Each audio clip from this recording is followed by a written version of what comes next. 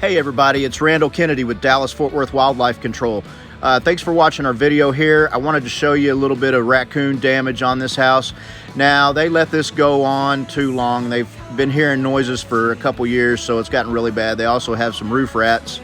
You can see a little bit of damage around the pipe vent. You can see where the raccoons are digging under the house here. Quite a bit of entrances on this house, so we're going to get all these entrance points sealed up. Got some squirrels going in these vents here. They weren't going very far, but they were still getting in the vents and trying to nest. So you can see the rat trap. Somebody's tried to trap the rats before. Unfortunately, roof rats don't work like that. So this is raccoon feces all over the place in this attic. This attic's gonna have to be cleaned out. Attic cleaning, hazmat attic cleaning can be really expensive, so you don't want to let it get to this point. What you want to do is call us as soon as you hear noises. Check out our website, www.dfwwildlife.com.